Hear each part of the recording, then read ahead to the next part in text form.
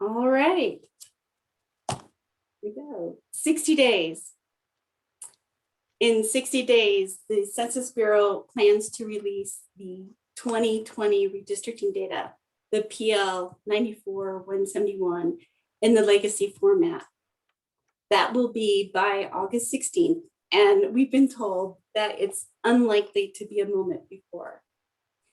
You have 60 more days to prepare and get ready to receive the data and start to redistrict. Hello, everyone. Thank you for joining us. My name is Christy Zamaripa. I am a member of NCSL's election and redistricting program. I've had the great pleasure to get to know a lot of you on this call today over the last 3 years, and I hope to get the chance to know the rest of you. We are very excited about today's event, and we are thrilled to be joined by Ben Collins, Karen McDonald, Mark Stratton, Haley Prohl, and Michael Stewart. Now, NCSL's goal for today is to provide an opportunity for legislative staffers who will be deep into redistricting this year to hear from their peers who have been through past redistricting cycles. Between them, they'll cover GIS redistricting, prisoner reallocation, redistricting data, finding and using election data. You will learn a little bit on each topic, but you'll know who amongst your peers around the nation you can go to if more questions arise. We encourage and hope questions and comments will be forthcoming. And we want this to be both a learning opportunity and a networking opportunity for everyone, and for this event to be fun. I wanted to bring your attention, and go ahead and put the link in, Ben, a link to a Google Doc, which Ben is putting in the chat box. We are hoping to develop a networking resources with names and contact information and areas of interest. This is completely voluntary, but we'd like to engage your participation. Again, this will only be for staff who you will know amongst your peers may have information and be willing to share their expertise with you. Also, this document provides an opportunity to gauge interest in a potential working group or groups and allow you to anonymously share any questions or comments that you may have on the census and redistricting. This link will stay open for a week or two. If you know of any other staff members who were not able to join us today, please feel free to share it with them. Again, this is a networking resource, and we hope to share with our redistricting staff members. Now, for today's meeting, each of our speakers will talk for 10 minutes on their respective topic, and then we'll open it up for questions and comments. We have initially set up this meeting for an hour, but we may go past that if we have a lengthy discussion. I also wanted to bring your attention that we are recording this too. So for members who were not able to join us today, and if you would like to rewatch, a link will be sent out to you, and it should be available within the next 2 or 3 days. We have asked our speakers to share a fun fact or story about themselves. So I will start. I lived in Texas for 10 years. And when I was in college, I interned at a company in downtown Dallas. One day I was walking across the street to go work out at the local YMCA, and I was pulled in as an extra to fill in the background for a TV series, which happened to be Walker, Texas Ranger. They were filming a chase scene, in which I was told by coworkers happened frequently at the building that the company I was working in. So it was a regular occurrence, but I've never seen the show. I don't know if any of those exterior scenes were ever used, but that's my big Hollywood experience. I can't believe I don't have my SAG card, but let me go ahead and introduce our first speaker, Ben Collins. Ben is a GIS operations coordinator and nonpartisan staff and a member of the redistricting and reapportionment staff for the Mississippi legislature. In addition, he has held the position of the legislature's Geographic Information System Specialist since 2007. We at NCSL are particularly pleased that Ben serves as staff vice chair for NCSL's Redistricting and Elections Standing Committee. Ben will discuss the logistics of setting up a redistricting office and how to prepare for the upcoming cycle. So welcome, Ben. I hope everyone can hear me. I think my mic is unmuted. Thank you. My name is Ben Collins. I've been the GIS guy at the legislature for about 15 years. My focus and initial job role was redistricting, but through my work there and working with my members, now just about every piece of legislation that has a GIS component, I get to do some work on to create the maps and production values and those sorts of things. But now on to my interesting facts, since I probably just put most of you asleep. Let's see. I am one of those medieval weirdos on the weekend. Yep, that's me. Nothing like bashing your friend in the head with a stick. Good stuff. All right, getting on from that. Let's see. Okay, so Christy mentioned that you've got 60 days. I kind of loosely interpreted that as 9 weeks. Setting up an office in 9 weeks. Say that phrase to yourself again slowly. 9 weeks. It can be done. If you are in a situation where you're just initially setting up your office, or you just come into an office that's being set up, you've got to first identify your mission critical tasks. What are you trying to do with your job in that office? And of course, everybody's going to say, draw maps, redistricting. Okay, there's a million parts to that. You got to quantify that.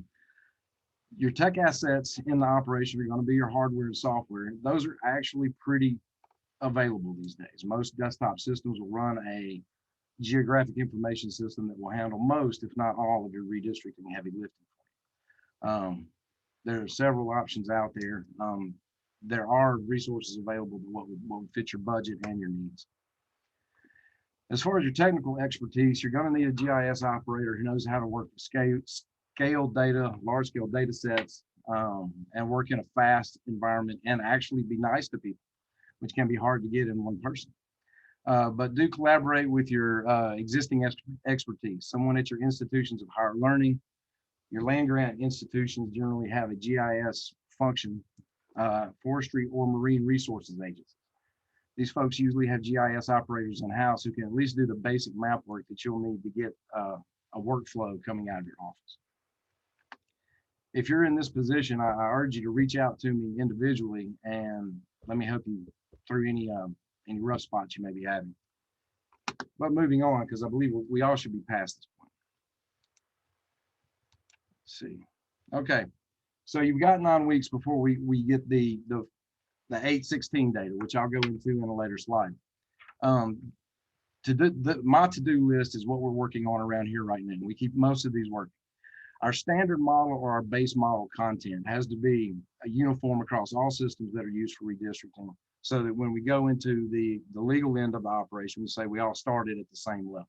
So make sure all your systems have the same data. If one system has cities and another system has places, there may be some difference between those two in the model itself. So you have to double check and make sure that your content is accurate and up to date and that it's same across all systems. Preparation and review of benchmark jurisdictions. Okay, these are the existing districts as they are now. Before we get any data, those are going to be what most of us will use as building blocks moving forward, unless you have a system that's designed to do something else. Make sure that you are familiar with those so that you know that District 2 is in this part of the state or District 7 is in this city. It's important to have a good working knowledge of the overall geography you're working with so you can respond quickly. And a review of your benchmark jurisdictions definitely helps that. Your production templates. This is the often overlooked and ruinous underbelly of a GIS operation. In that once we get the map, how are we going to deliver that to the stakeholders, the constituents, and the interested parties? Most of us will be publishing both in web and print format, and you need to have plans in place for both. Have your production templates so that what is on your digital assets match what is on your printed assets. And that means that you're going to have templates ready to go for your municipal areas, particularly those densely populated urban areas where the line may zigzag back and forth a little bit. At the county level, your county commissioners are going to want that information specific to their needs for their election administration and precinct review. And then, especially if Mississippi has dense urban areas, I imagine the rest of you are dealing with a lot more than I am. But you have to have expanded area insets, and sometimes those don't translate well if you just do a zoom and print. So you want to test those out and get those dialed in so that they're actually usable. On my slide, you'll see that I have the word labels in an exclamation point. Now is the time to do something, and this is an admonishment to all my GIS colleagues out there. Now is the time to fix your labels. A long label name for a small place, you got to figure out where to put it. And it's much easier to do that when you don't have a legislator, standing over you waiting to look at their district. Scalability, the ability to auto clear at different resolutions, all those things are very important and need to be set up. We're also reviewing our website and related content. I was speaking with a colleague earlier, and he said that he's activated about once every 10 years. Make sure your information is up to date on your website. Make sure that all the links work because as we know, on August 15th, there will be no traffic. And on August 16th, there will be too much traffic. So go ahead and have that in place and ready to go as well. And I believe colleagues from another state are going to speak about the preparation and georeferencing of election data, but that is highly important. Many times we get election data that doesn't match the precincts because the precincts have changed at the local level and that sort of thing. You have to have those geo-referenced and ready to drop into your system by the time you get your population data. It'll all be used at the same time if you're using election data. So again, that can take a little bit of difficulty matching or getting those records to join or link so that you can map those. So build in some extra time for that task. What should be on your screen now is a clip from the Census website. I've got the link at the bottom of the page. This is a big part of what we're doing with our data work at this time. This is where we get if you read it, August 16th date and the September 30th date. What we need to be asking ourselves as staff and technical operators of our legal team is which one of these are we going to use as the official? Questions that can determine this, for example, are the governor, lieutenant governor, the points of contact in your state, are they going to get August 16th data or are they going to get September 30th data? I believe the answer from the Census Bureau on that would be the September 30th date, which creates an interesting position for us as operators if we're going to use September 30th as our official date, because on 8/17, someone is going to be developing and publishing demographic change maps for all affected jurisdictions. You want that person in your state and the areas you're controlled to be you. You don't want that to be brought from a third party. Hey, look, I got this off this website and it says this and this and this. You want to have your analysis done and ready as soon as you can after April 16th, including production in both soft and hard copy, and to be able to follow up about what this looks like. You also need to work with your legal team on what the perspective is on the 8/16 data versus the 9/30 data. What's the story? Everybody understand the same position that we're all working from. We plan on using the 9/30 as the official date in Mississippi for the data. So what can we do with the 8/16 data that's useful to us? Well, obviously we'll use it for quality assurance. We'll use it to check precinct accuracy.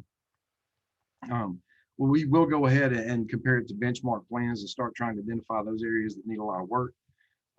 We will use it in developing of public information for our constituency services. Of course, I plan to be the guy handing these maps out in Mississippi when the time comes.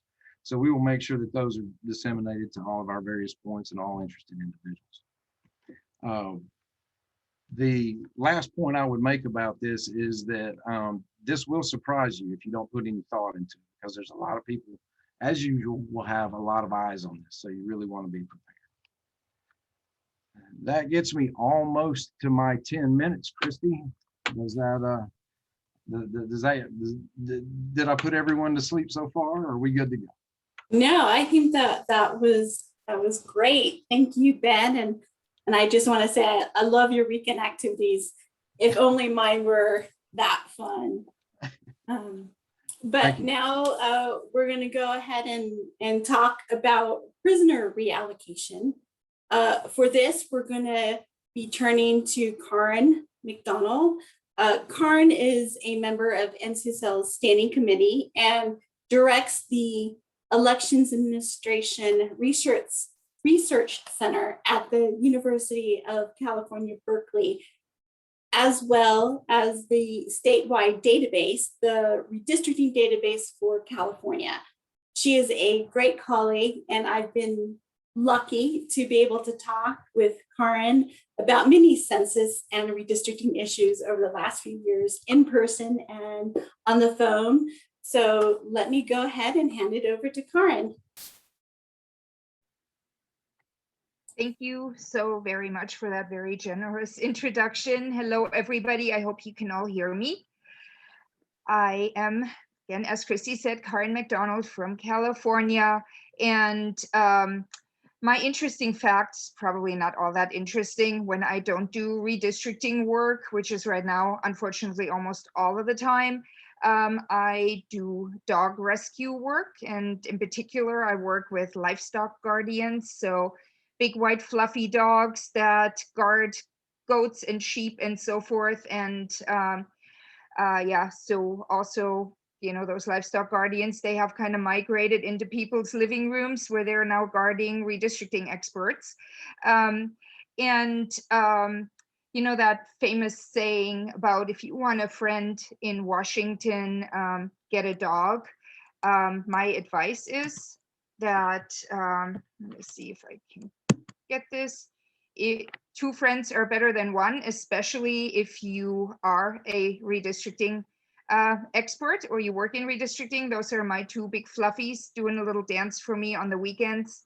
And that is where I can usually be found, on the beach in San Francisco when I'm not in front of a screen or looking at a map. So thank you very much for giving me the opportunity to share my two favorite co-workers' photos. And now on to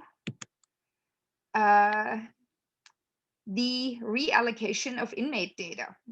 This is also called prisoner reallocation and so forth, but generally we have started to refer to it as reallocating inmate data. And I'll just walk you through the whole process a little bit. And I know that those of you who have to actually do it are very familiar with it. And others that are on this call, you may become familiar with this whole idea sooner than you had possibly imagined. There are 11 states currently required to reallocate inmate data for redistricting purposes. And please consider that in the last round of redistricting, there were two. There was Maryland and New York, pretty much, that I know of. And so you see where that trend is going. 10 of these states have to implement the reallocations this year, so as soon as they get the census data. And other states are considering reallocation laws. There are a lot of advocacy groups that support inmate data reallocation laws, and that, of course, is why we're having an increase in conversations about this. This is coming from various directions, so not just one or two. Of course, one of the really great resources, if you have to deal with it or if you are interested in learning about it, is the Prison Policy Initiative. And I think NCSL has had speakers from their shop, in particular Alex and Peter, and they're a really great resource for everybody. So the reason for the laws that prompted these policies is known as prison gerrymandering. And I thought it might be helpful to just kind of talk about it, because when I was putting this PowerPoint together, I was like, okay, if I had to explain prison gerrymandering very quickly. How would I do it? So I thought I'll make it easier for all of us and I'll put something together. So what is prison gerrymandering?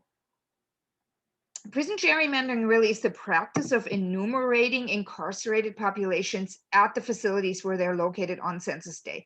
So of course, who enumerates? It's the census, and you know, there's various ways by which people get enumerated. It really depends on the facility. Some people, you know, do a little bit more with the individual incarcerated persons. Some people just send administrative files and so forth. So there's a variety of ways by which this actually happens. And then you assign these populations to districts using their place of enumeration, because that's where they were counted. So that's where they are reported in the census, right? So then when you're building your districts, these persons are also in your files.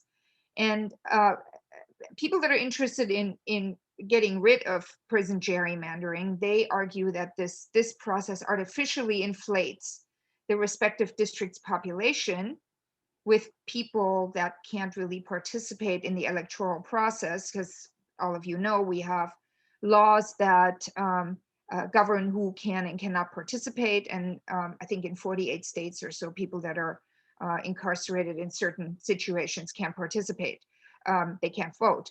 So these people, critics argue, really reside elsewhere, and this has to do with, you know, looking at how long people are really incarcerated, how long are they really there? Are they really there for the entire 10 years between censuses, you know, between the years ending in zero from census day to the next census day? Should they really be elsewhere? Critics also argue that because most prisons are, of course, because of space and so forth, located in rural areas, but most inmates are from urban areas, this practice shifts population and subsequently political power from urban to rural areas. And they also will tell you that this is an increasing really in scale issue, because the numbers of incarcerated people have of course gone up if you look over the last 20 years or so, even though we've had some dips, but in general we have many more people that are incarcerated now than we did say 20, 30 years ago. So some examples of prison gerrymandering that you may have heard in the past was that, you know, these particular ones that I'm listing here. So on the local and state level, there are some examples, including there's a city council district in Iowa that had a total population of 1,379 people, and of those 1,321 were incarcerated, and the member in that district was apparently elected, I got this off of a report, with 2 write-in votes. So you don't have to do a whole lot of campaigning if you're in that particular district. Then there's a parish district in Louisiana that had a total population of 3,681 people, and there, you know, 2,430 were incarcerated. Then there's also on the state level, there is apparently a district, state Senate district in rural New York that only reached the required total population because a very high number of incarcerated people were part of that population base. So they were enumerated by the census in that particular area. And because of that, that particular district could be drawn.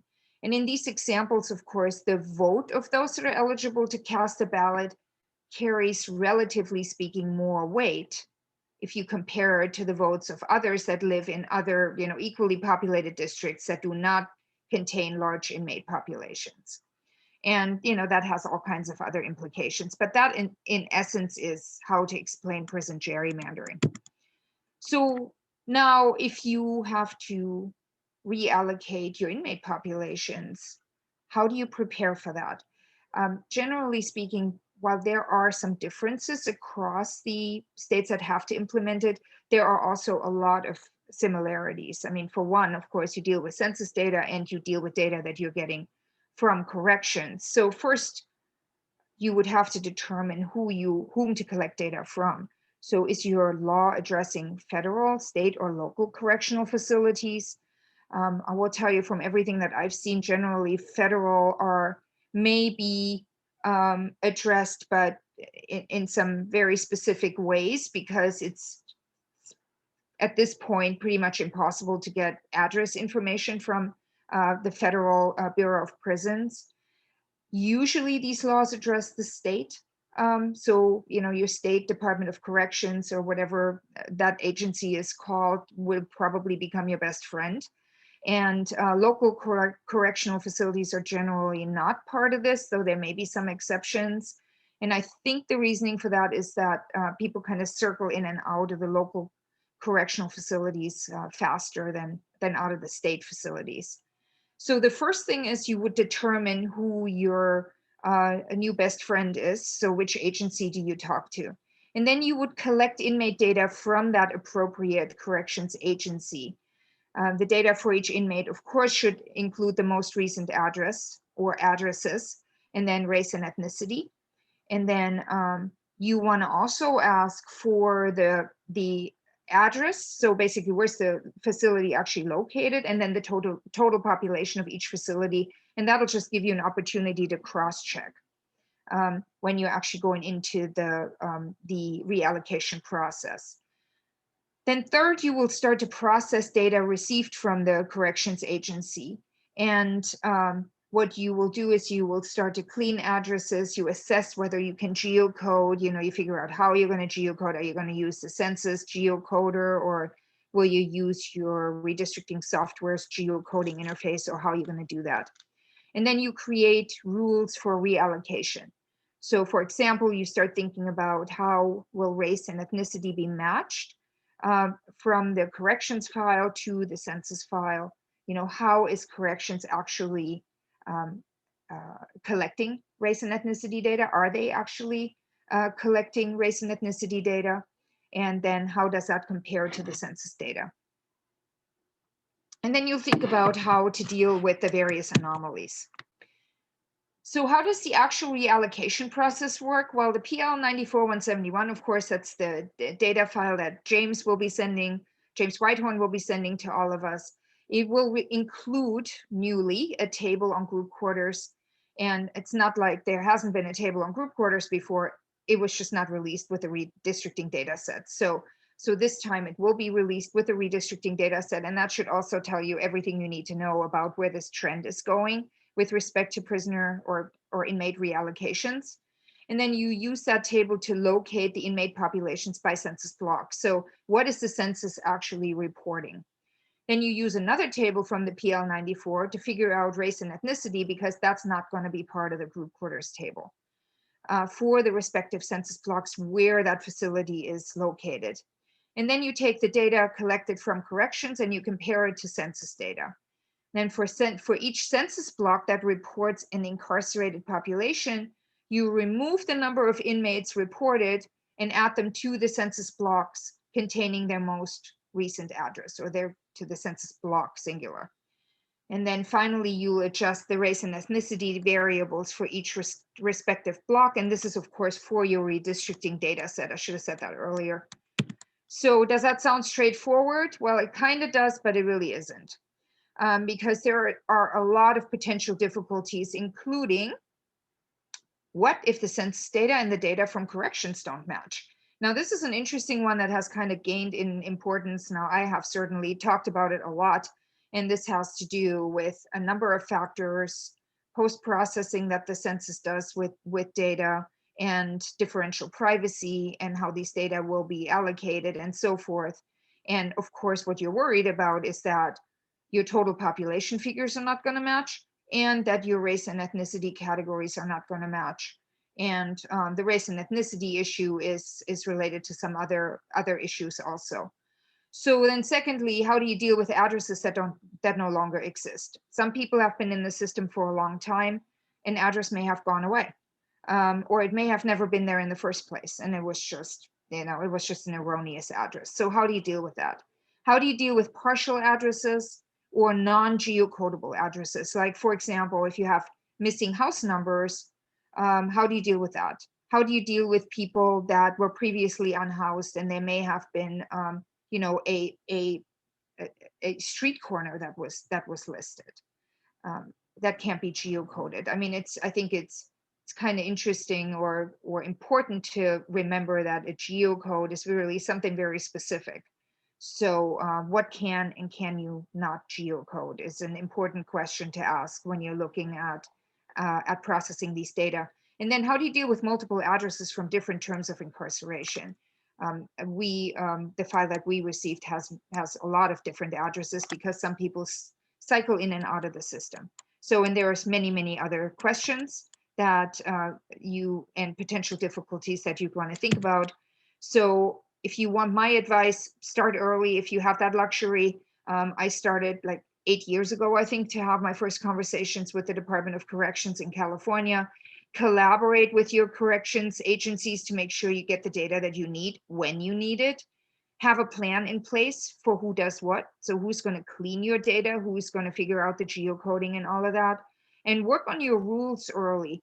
Think of like any potential scenario that you can think of, and you know, Christy said we're trying to build some working groups here. If you haven't thought about it, maybe one of your colleagues in one of the other states that have to do it have thought about it. So it's good to collaborate and kind of share information and then address them. And then finally, document. You have to just write everything down. These are complicated issues, and you want to have good documentation because somebody may, you know, complain later or challenge how you did it, and you want to make sure that you can provide them with all of the information, the rules that you've had, so that there are no ambiguous scenarios and no questions going forward. So that is my presentation. Thank you very much for your attention, and I will be here for questions. Thank you. Right. Well, thank you, Karin. I think this is great. I know that I'm working up to speed on prisoner reallocation, so this was wonderful. Thank you, and I hope one day I will be able to meet your friends. I wanted, before we introduce the next speaker, I wanted to remind everybody about the Google Doc link that is in the chat box. Just keep in mind that there are 3 tabs, one as contact information, one about the working group that Karin also mentioned, and about any possible questions or comments that you may have that we can get to after the fact of this meeting. So with that, let me go ahead and introduce our next speaker, and that is Mark Stratton. Mark is one of the co-managers of the Office of Census Data within the Indiana Legislative Service Agency. He has worked for the LSA since 1998.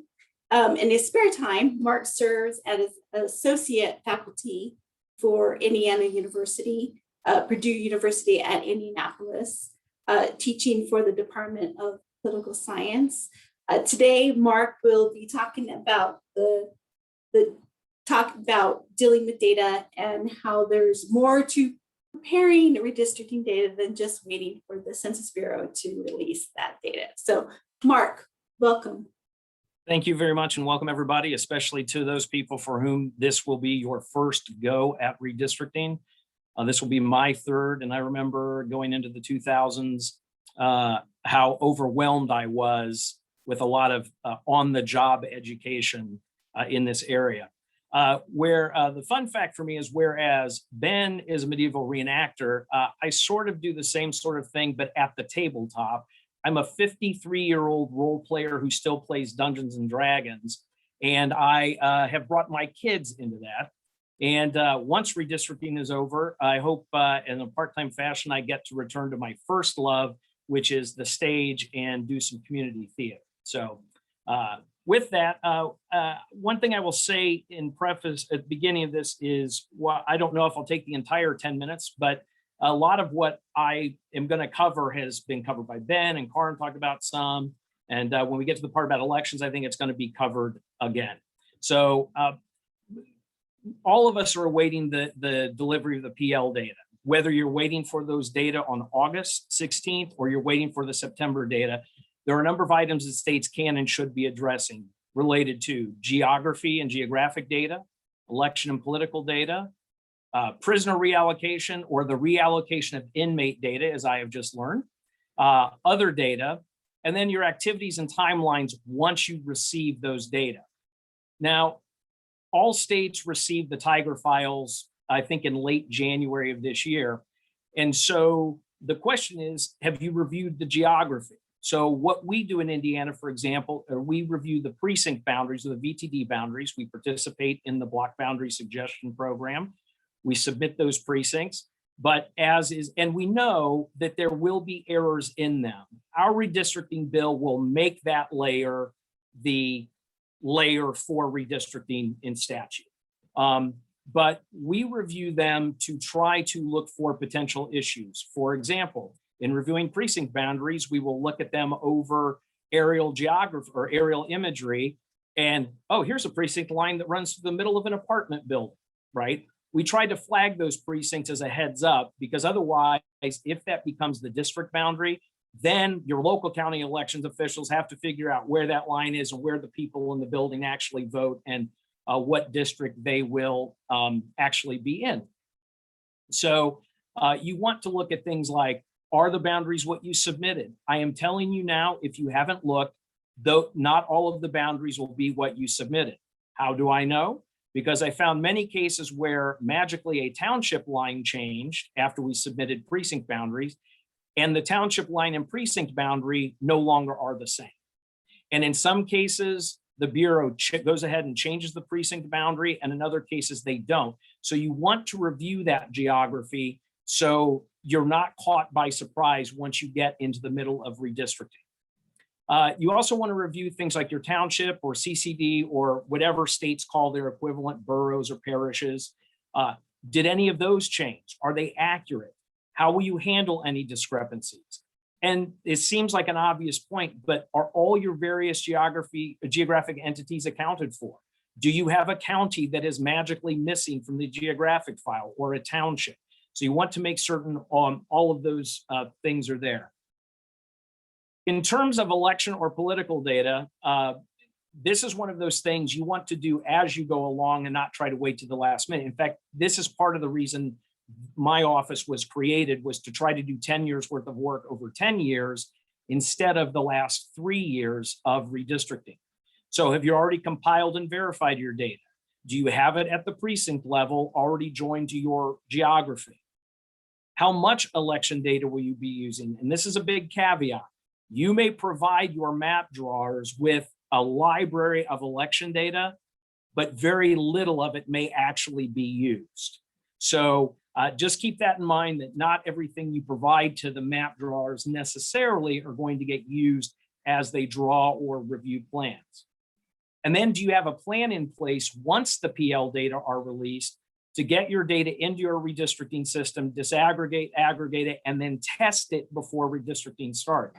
Putting all of these election data into your system will mean nothing if it doesn't match, or if it's wrong or incorrect. Now, Indiana does not do inmate data reallocation. And I should point out, I titled these slides before I saw Karen's presentation, so I'm trying to refer to that new terminology. But if you plan to draw maps this summer or fall and you haven't started on this process, my guess is it's probably too late. But do you have a plan in place to modify the PL data with the adjustments for your reallocation? And how will the issues involved with differential privacy, particularly at smaller geographic units, including precincts, impact your reallocation process? It's like anything else from redistricting, you need to have a plan in place before you get to actually addressing or dealing with those data. And then other data. It seems obvious, but all the states now know their resident population. So you can go ahead and calculate your new district deviations. And if you want, you can compare them to population estimates to get a general idea of which districts may need to grow or shrink. And in some cases, that can be really helpful for staff or whatnot to have conversations with legislators ahead of time. What about communities of interest? Have you collected those data? Do you know what the communities of interest in your state are? And do you have it in a GIS format so that you can use it as an overlay or in some other capacity in your redistricting? And then lastly, what other data are out there that states may use? There may be data that are state specific, particularly if there are some states, for example, where the legislature, I think, draws the school district boundaries within the state, right? They may need an additional data set related to,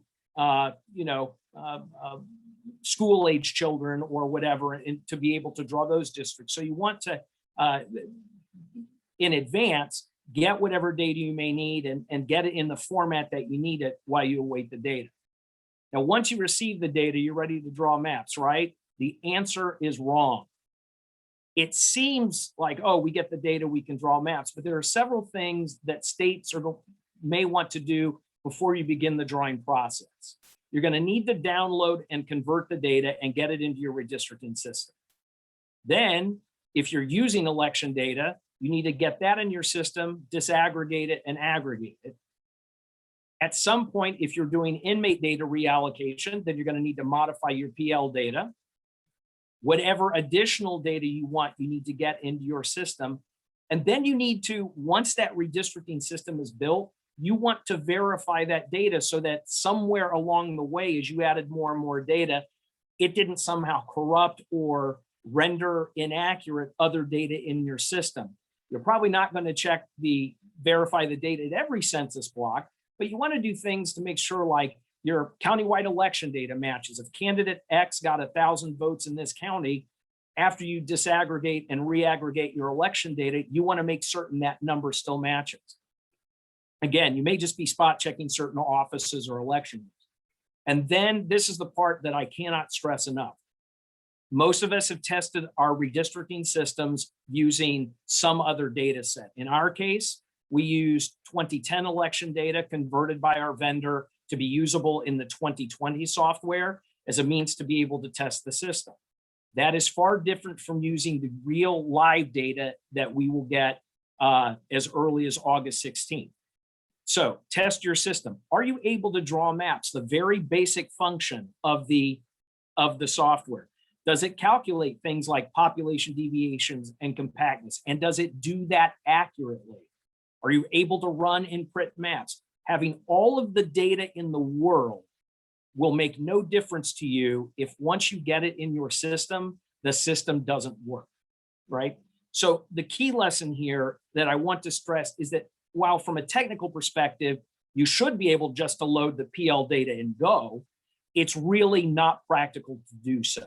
You want to find potential problems before you begin the actual work of drawing districts, whether that's you, your legislature, your independent redistricting commissions and whatnot. So with that, I will turn it back to Kristen.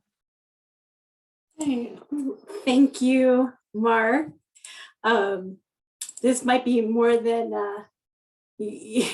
that you want to know about me, but I didn't know anything about Dungeons and Dragons until college. Then I quickly found out how popular it is, especially when my plans got scratched many times. So, but thank you, Mark. All right, I'm going to turn it to our final speakers, and that will be Michael Stewart and Haley Prohl. Both are with the Redistricting Division of the Nevada Legislative Council Bureau. Michael is the director of the Research Division. He began his legislative service career in 1996, following 2.5 years with the Elections Division of the Nevada Secretary of State's office. He is a member of our standing committee and a great contributor to NCSL. Haley is a senior GIS analyst and provides GIS services to the Nevada state legislators, research staff, and constituents, including doing demographic and policy research mapping. She is the redistricting GIS specialist for the upcoming 2021 redistricting cycle. So please welcome Michael and Haley as they talk about using election results in redistricting.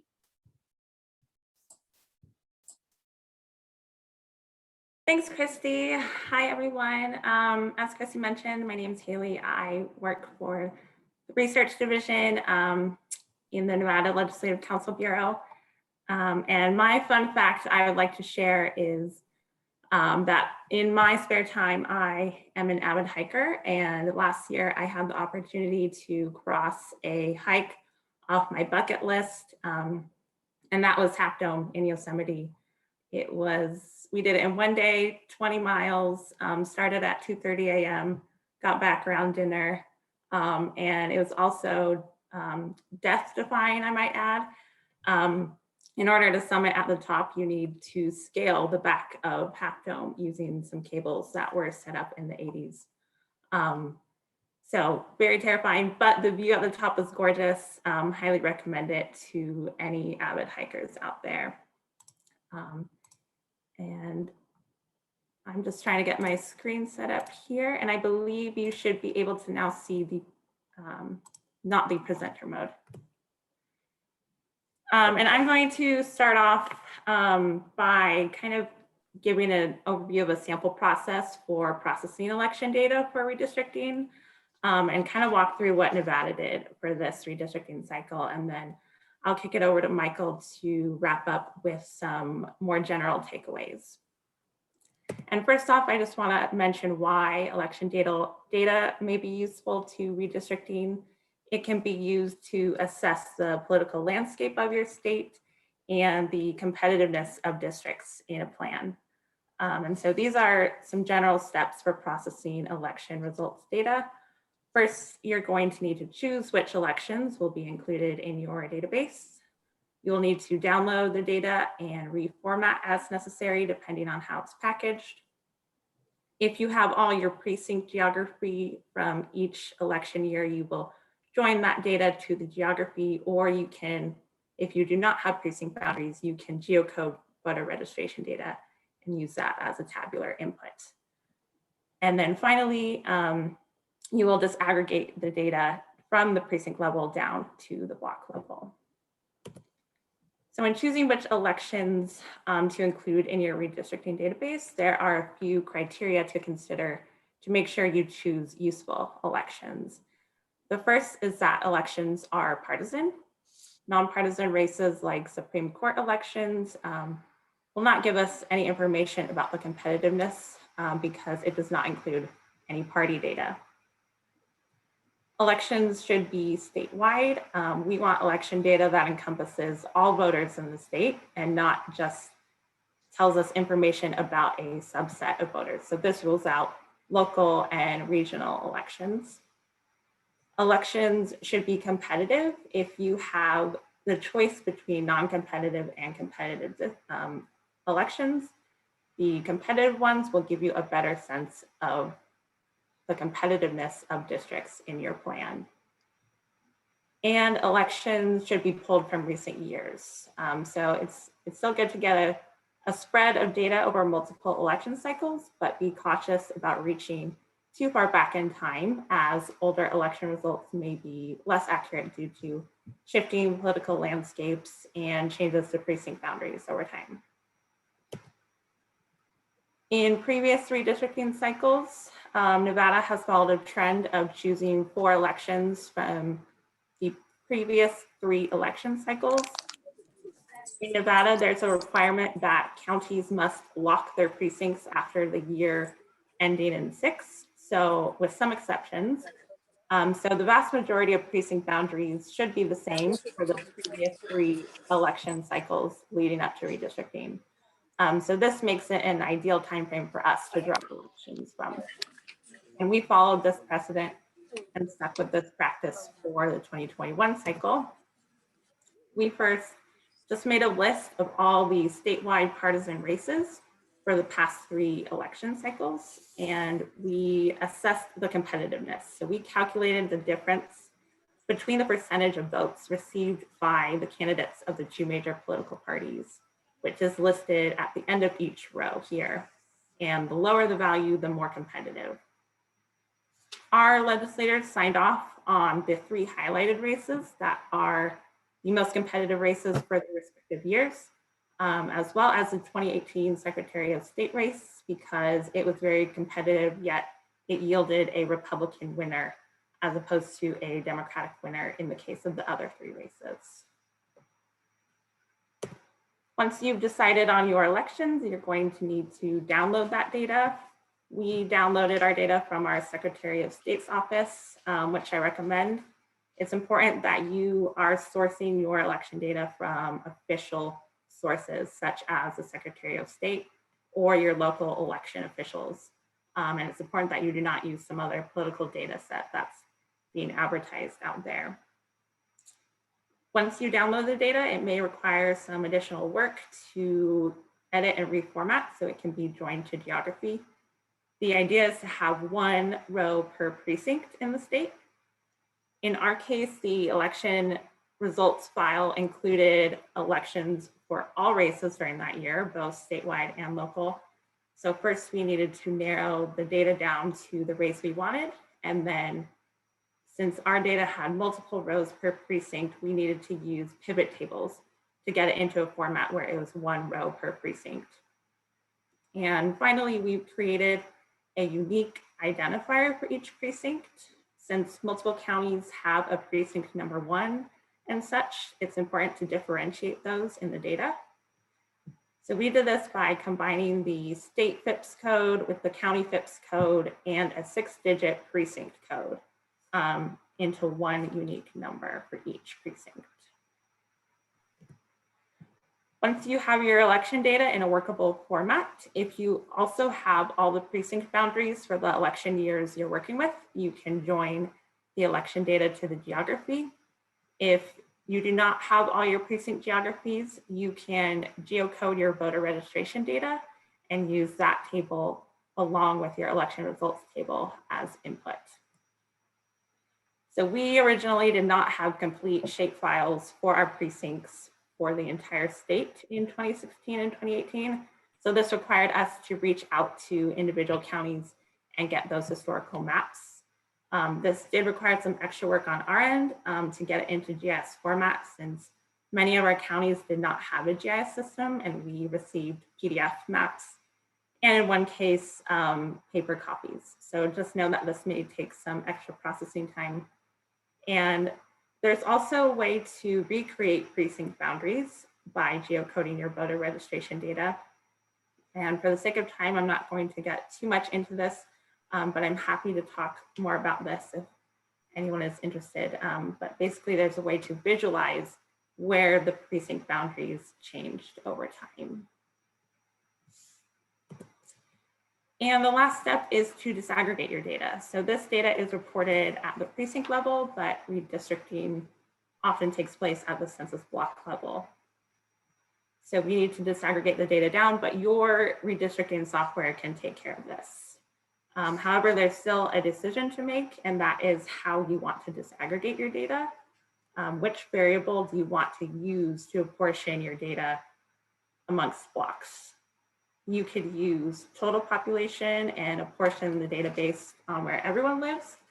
That's probably not going to be that exact. You could use a more accurate subset, such as voting age population, which includes only the population who would have been able to vote. And perhaps even more exact would be using registered voters, because not everyone 18 and older votes. And this registered voters may also be the only option if you do not have precinct boundaries for all of the election years that you are using, because the precinct assignment within that data is what ties your election data to the geography. However, there could be some issues and other things to consider when using voter registration data to disaggregate. For example, we found there are quite a few incorrect precinct assignments in our voter registration data. Once we geocoded it and compared it to the boundaries. So it may be necessary to correct those by grabbing the correct precinct assignment from your geography. Also, in our case, we encountered an issue with the Secretary of State's database that houses all of Nevada's voter registration data. It's a live database, which means no record of a voter if they are removed from the database. For example, if they move or pass away. So when we asked for 2016 voter registration data last year, there were nearly half of all registered voters missing because they had since been removed from the database, sometime since 2016. So at that point, we needed to reach out to individual counties and get their voter registration data, which was more complete. So the lesson learned there is to work with counties years in advance and get the voter registration data as soon as possible after the election. And it would be worth looking into what type of database your state has, so you are prepared when it comes time to accessing and downloading voter registration data. And then there's the question of, within your voter registration data, do you want to use all eligible voters or only active voters? And active voters are arguably the more accurate subset to use, but this may not be available to you. So it's really just dependent on what breakouts in your data are available for you to use. And I just want to end with a word of caution, which is that it's important to realize and also communicate with your legislators or commissioners and staff that election data is really just an estimate. At the end of the day, this data has been disaggregated down from the precinct level to the census block level. So it's not an exact measure by any means. And so just to use it with caution. And with that, I'll hand it off to Michael to wrap us up. Thank you so much, Haley. And before I start, I guess my fun fact or interesting story is I have sung in competitive barbershop quartets for nearly 30 years. So, and have reached as high as 12th in the world in international barbershop quartet competition. So there you go. I know it's super geeky, but you know, it's been a lot of fun doing that. So anyway, just to wrap this up, I'll just go through that, just kind of this last slide, because I know we want to get to some Q&A.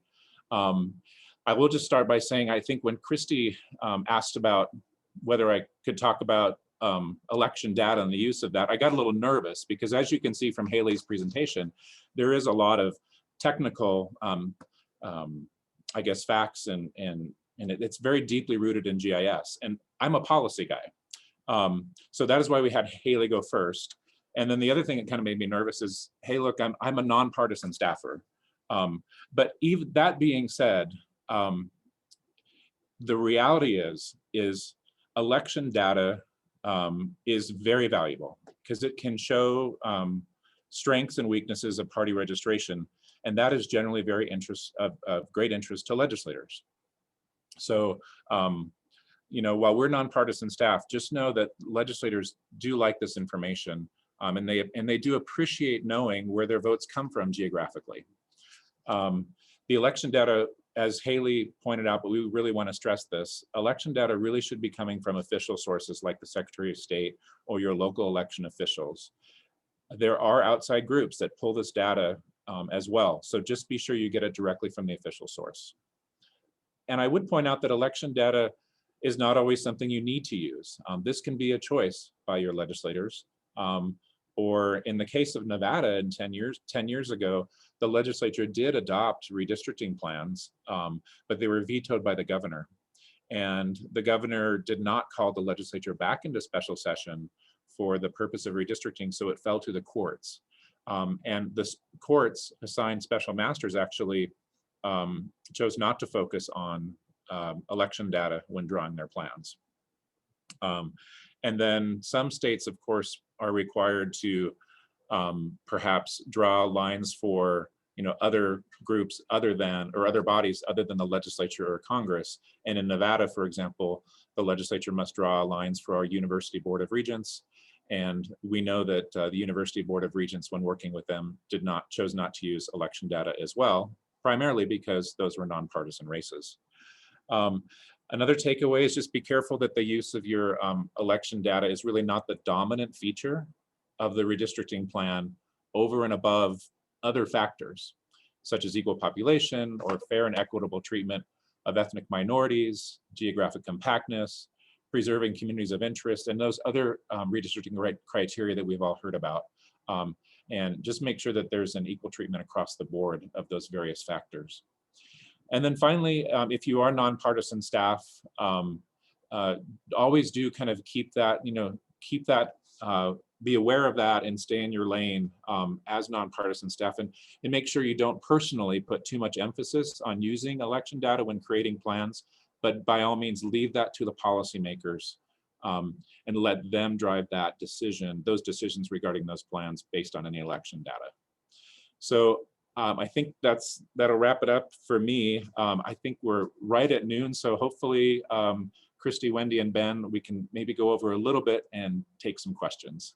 So thank you all so much. Oh, well, thank you, Haley and Michael. We definitely appreciate you being here. And Haley, I'm impressed, 20 miles in one day. One of my goals this summer is to get in the mountains for day hikes more than I did last year. And Michael, 12 in the world for a barbershop quartet. Wow. I've always known that legislative staffers are talented and amazing, and with all these great fun facts that we've learned from our speakers today, this only reinforces my belief. So now let's go ahead and open up for questions. If you have a question, you can mention in the chat, or you can use the Zoom raise hand function, and we encourage questions and comments. You can unmute and ask your question, or you can send an anonymous question in the chat to either Ben or I. So let's see what we have. Okay. I know that if anyone doesn't have anything ready to go right now, we did receive a couple of questions. Karen, does it make sense to simply remove inmates from a state total? Meaning, if you have a prisoner that comes from Colorado but is incarcerated in California, should they be counted in California at all? Hi, thank you for that question. I think you have to look at the rules for your respective states. So California may have different rules than some other states. In California, currently the rules say that first of all, if it's a federal person, we're supposed to just remove and not reallocate, and that's also true for people that had a residence outside of California. So you just really have to look at your rules and see what's there, and then I would probably get an opinion from an attorney, which I am most definitely not. Thank you. Now, this is for everyone, do any states on this call require localities to re-precinct before state legislative redistricting, or is it afterwards? Is there anybody, for speakers or anybody in the audience? The question was, do they have to re-precinct before redistricting or after? Yes. In Indiana, they've been able, the counties redistrict pretty much every year here. And so they know that right now, even though there's a small window, most of the counties here will wait until after redistricting, because they know they run the risk that if they draw before redistricting, those precinct plans may not be any good based on where the new district boundaries are. Plus, our counties will oftentimes split a census block to accommodate a new corporate boundary or something. And they really do not want to head down that road prior to redistricting, because it creates a huge problem if they make that a boundary. And then because that split block will not be reflected in our redistricting database. Well, thanks, Mark. It's the same for California. Our counties also re-precinct very frequently, and sometimes even between the primary and the general elections. So generally, because after redistricting, since the legislatures are not the only ones redistricting, it's the cities, the counties, the special districts, the school districts, the transportation districts, and so forth. So all of those lines are coming in after the redistricting is complete. There is usually a much larger impact on the precincts right after that process, but more generally speaking, there is a pretty constant wave of re-precincting that happens in California also. Thank you. Now, this is a question about communities of interest. How do communities of interest translate into GIS format? Anyone? I'd be happy to take that if you want me to. So, and again, this may be state specific, but in California, what we're doing is we're collecting communities of interest in various ways. We have a community of interest tool. It's called drawmycacommunity.org, and people can digitize their own community of interest, and then that polygon gets moved over to our redistricting commission, and they can then use that as a building block once they've decided whether or not it is in fact a community of interest. So people can do that, and then also they can send information to the commission and say, and describe a community of interest, and then somebody will be digitizing that, most likely also into the tool, and then that also goes into the commission's data management system. So that's on the state level, and on the local level, I think the process is very similar. If there's no tool available, then most likely either the local staff or the consultant that they may have hired maybe digitizing communities of interest, or when people just submit a map and a polygon, then it kind of gets just integrated. Thank you. Thanks, Karen. Mark or any of the other speakers would you like to add anything? I can add for Nevada that it's very similar. Our public redistricting software will have the option for members of the public to draw freehand their own communities of interest, and then that boundary can be brought as a shapefile into the redistricting software and use that way. Additionally, they could come talk to their legislator and describe a community of interest, and one of our technical staff can help digitize that into JS format as well. So for Nevada, it's very similar to California. All right, thanks, Haley. Let me take a look for other questions. Here's another one. Are there any downsides to making district shapefiles available to the public for free downloading?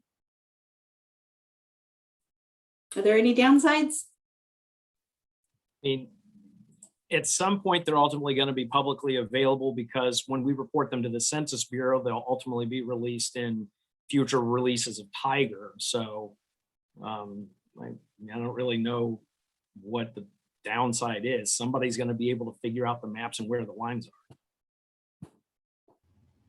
There may be a downside for people that have previously sold those geographies, but I would say definitely no downside for the public. And I honestly don't think for the people that are on this call, there's a downside, because one of the things, I'm a big fan of making everything publicly available and kind of getting into a collaboration with people, because as people are using these data, geographic data and so forth, if there's any kind of problem with them, they're going to let you know. So I think, just having data out there publicly and engaging and getting people used to using them, and then having that, information loop also, I find that very beneficial.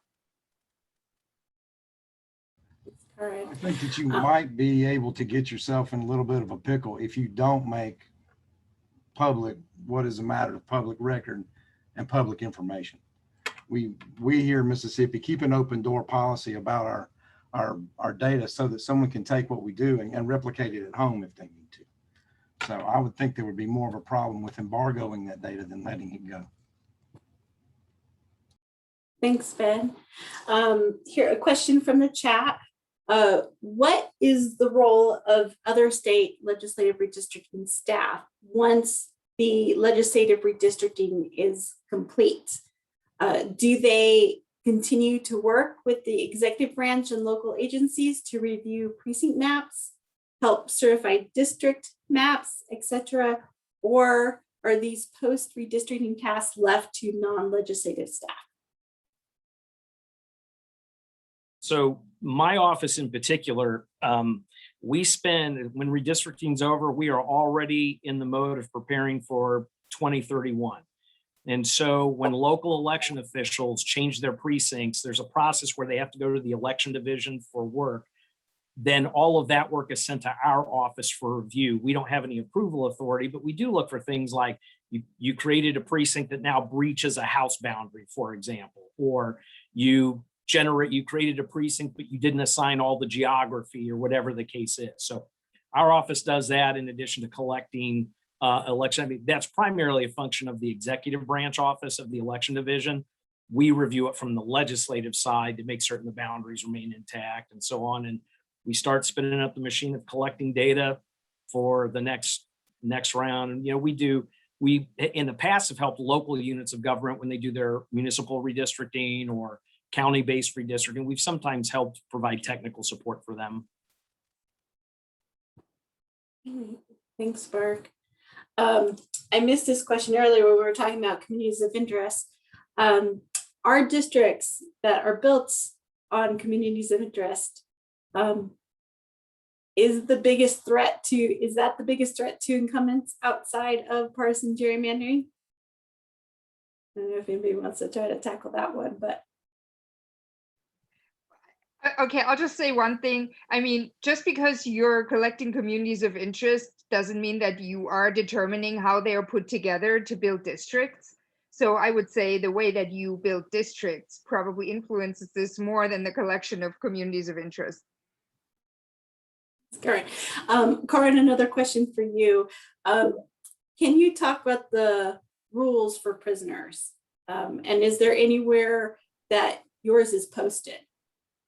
Let me just go on. It says such as, is there a minimum percentage needed to reallocate, or preliminary data as addressed for about half of the prisoners? And that's before seeing who can't be geocoded.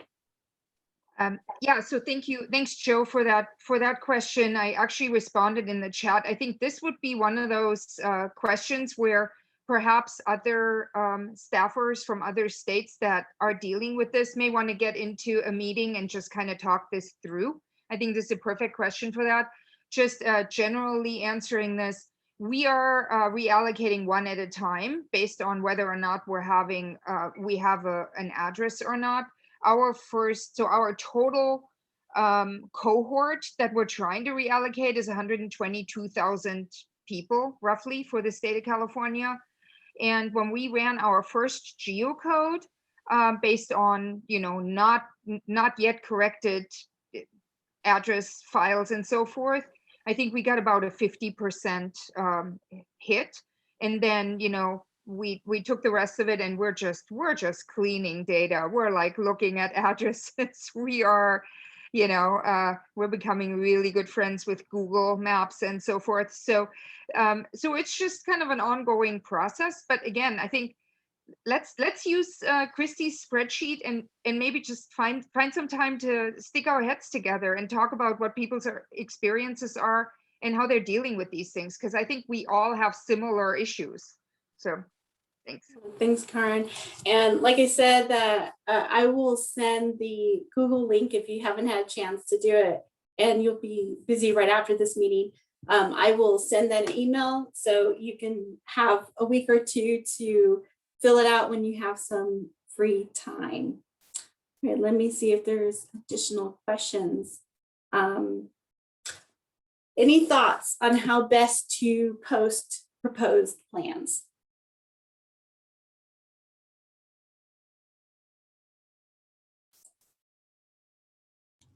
That depends on your definition of proposed plan, because you generally have work product which are in process. You'll have 30 to 50 different versions of what you're working on. And then your committee will decide, okay, we're going to go with this one. And at that point, it becomes a proposed plan. Again, that's a matter of open record. People are going to want that information. At that point, in our case, it's free to publish both in hard and soft formats. But until we come up with a proposed plan, all the rest of that is work product and considered, you know, in-house type of operations.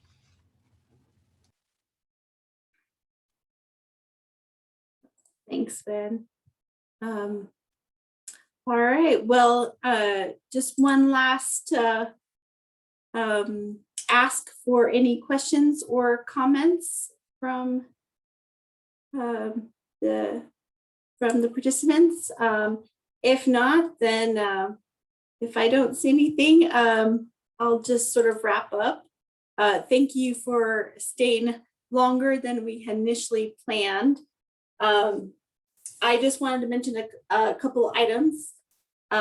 Today you received a little bit about these topics, and if you want in-depth information about these topics or more, please join us in Salt Lake City for our upcoming seminar on July 14th through 16th. This will be an in-person meeting, and it will be our final seminar before the data is out. Also, NCSL is hosting a legislative staff trivia night tonight at 8:00 Eastern. If it's too hot outside and you can navigate family evening duties, jump on and play. You will meet staffers from around the country and possibly win fun prizes. NCSL's redistricting team, Wendy, Ben, and I, we are here for you. We can help you with your information needs. We track legislative action, help answer questions, and are willing to come to your state to testify on important issues. Please contact us anytime. We are very happy to help. And again, a very, very big thank you to Ben, Karen, Mark, Michael, and Haley. They have been very generous with their time and for lending a hand for this event. So we sincerely appreciate it. Now, with that, I'll call this meeting to an end. I hope the rest of your day is great, and I hope to see and talk with you soon. So take care. Thank you for joining.